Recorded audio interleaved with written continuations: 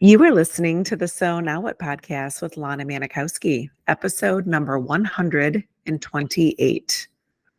I am so glad that you are here with me again for another week of the podcast. It is such a beautiful start to June. I hope that this sixth month of the year has given you an opportunity to maybe reset things a little bit. Maybe notice what are the things that you thought that you would be doing at the start of this year. Like, what were the goals that you had for yourself? What are some things that you thought would have come easy for you and already implemented in your life? What are some of the things that are going on that don't feel as fulfilling and abundant as you hope they would? And decide maybe this is the perfect time to reevaluate. What are your goals for 2024? We're nearly halfway through the year, which shouldn't make you panic. What it should do is allow you to see that you can recalibrate. You can decide some of the things that you thought you wanted at the start of the year maybe were not on the path of where you're going. Maybe you added too much to your plate for the start of the year and you want to just weed out a few things that maybe seem extraneous to you. Maybe there's some things that are going really well and you want to figure out how you're going to expand on those things. But whatever it is, I always find like the start of a new month, a new week, there's never a wrong time to just restart over, recalibrate. So I'm hoping that is something that is available to you as you're starting into the new month of this 2024, June 2024, which will never exist again. So this week, before we get started, I wanted to ask if you would do me a huge favor. I know there are so many of you who listen to the podcast and you reach out and you tell me how helpful it has been to you, how a concept maybe resonated with you a little bit differently after listening to an episode. And I want to ask you if you would be willing to rate and review the So Now What podcast. That would be either on Apple, Spotify, wherever you're listening to this podcast. If you would kindly rate and review the podcast and send me a screenshot, I will gladly send you a cup of coffee, i.e., I will send you a $5 Starbucks gift card to have a coffee on me as a thank you for taking time to rate and review the podcast. And why is it important to rate and review the podcast? Because the more people who rate and review the podcast, the more likely it's going to be that when someone is going online and searching for how to create a path for themselves or how to navigate this unexpected life of being childless after infertility or childless after IVF, the podcast will show up and they'll be able to join you and join me every week as we uncover new ways to create a life we love, even if it turned out so differently than we thought it would. My ask of you, if you would, I would so appreciate it. Thank you, and thank you. So this week, this idea to bring this to you was brought to me by someone that I was coaching last week.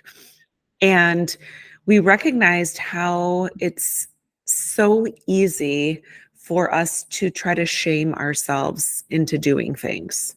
I don't know if you've ever noticed that you might do that too, where you don't really want to do something, but you're like, oh, what will so-and-so think if I don't do it? How is my partner going to view me if I decide not to do this one thing? How am I going to think of myself when I compare myself next to the person next to me?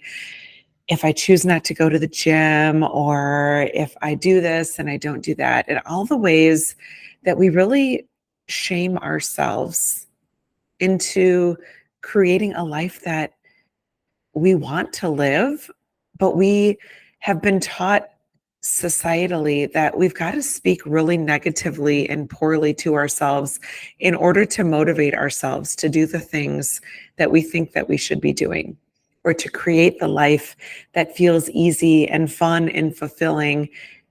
In order to get that life, we've got to claw our way through it.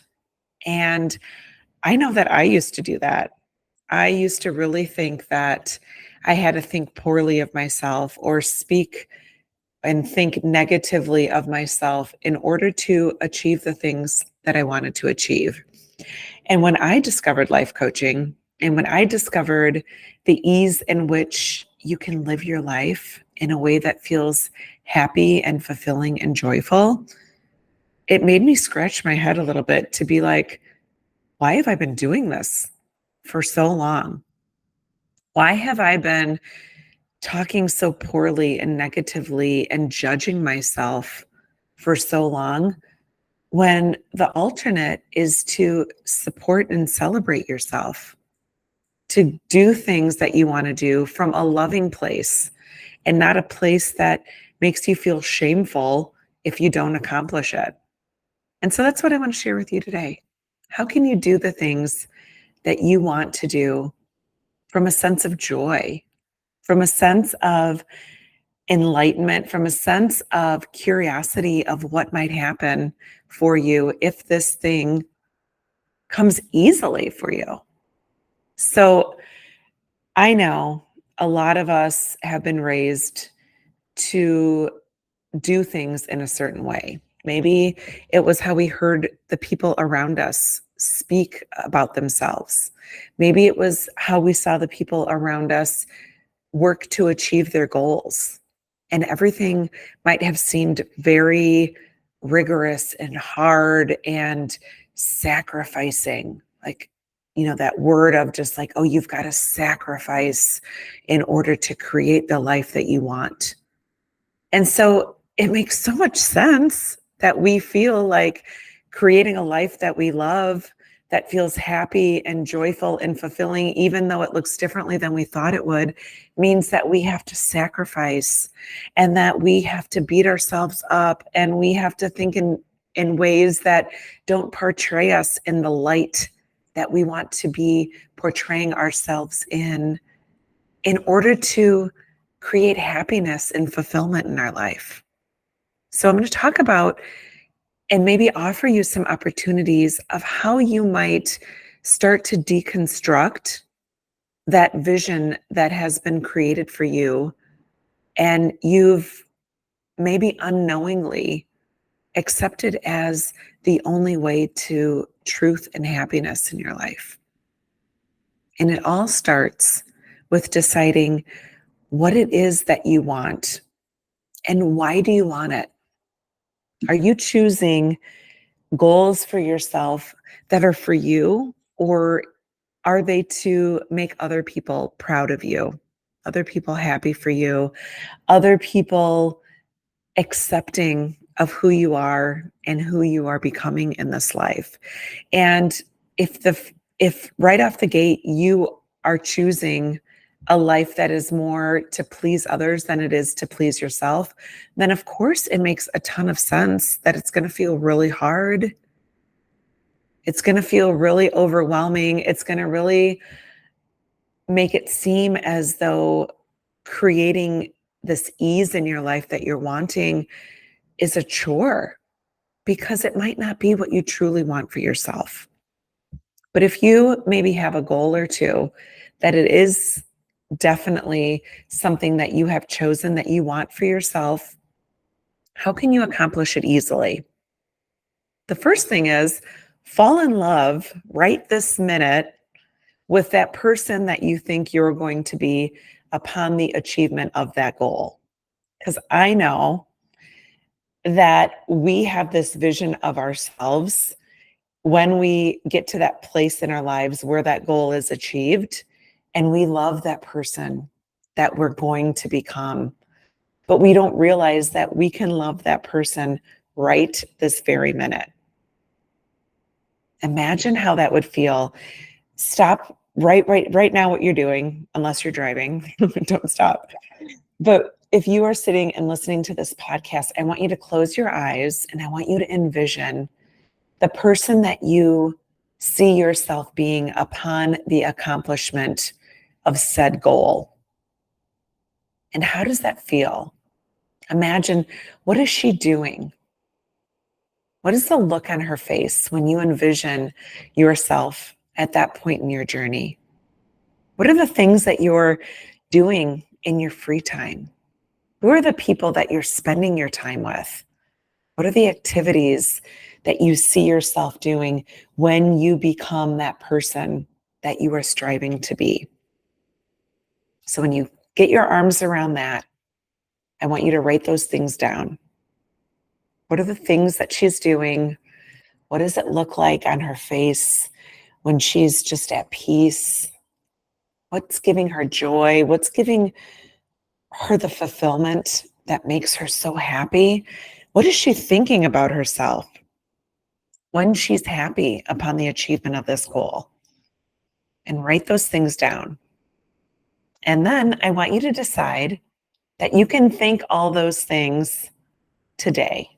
You don't have to wait till you get to that goal. On this very day that you're listening to this podcast, you can start to love yourself and see yourself as that person, even if you haven't accomplished the things that you are striving to accomplish to be that person. And that is where this very simple equation begins. A lot of us think that we've got to beat ourselves up in order to be that person or achieve that goal or live that life that we want to live or create that freedom from this burden of infertility that we've been carrying around for so long.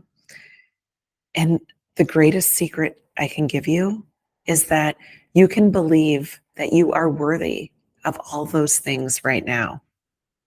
That happiness that you feel when you envision that person, feel that happiness today. Live in that place that that woman is living in the future. And when you start to live like her each day, and you tell her that you're so proud of her, when you tell her that you can't even believe how far she's come, when you tell her that she is creating so much with her life, even though it turned out so differently than she thought it would, you are going to create such an easy path for yourself, a path that is full of celebrations of you instead of judgments of you. I know how hard it might be to feel as excited and proud as you think that you are going to feel upon the achievement of your goal. But there is no easier path to joy than deciding that you feel that joy today. And I know you might be like, yeah, that's kind of kooky. How in the world can I possibly love myself when I have not even done the things that I promised myself I would do this week or today, or I haven't gotten my workout in the last 5 days? How can I feel proud of somebody who does those things? You just feel proud of them and you feel compassion for them, and you maybe have a conversation with them. I haven't maybe told you this. If you're a newer listener to the podcast, you might not know about these intimate conversations that I have with myself on a regular basis, where I talk myself through things. I put myself in this place where I'm separated from my physical being, and I have this conversation with that person who hasn't worked out in 5 days. And I say, Lana, don't forget that that's part of someone who you wanted to be. And I want to help you. What do we need to figure out in order to get you to the gym today? Or what do we need to figure out to make it easier for you to meet that goal of working out?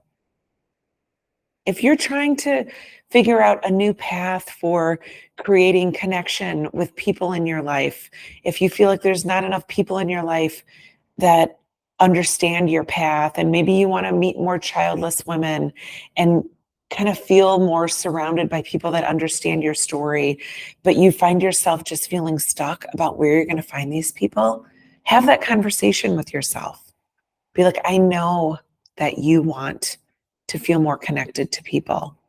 Let's brainstorm together, self. Let's figure out, where might I find those people? Where's a place that I could go that women like me might be hanging out? Who are some people I know that might be able to connect me with those people? And then start listening to your response.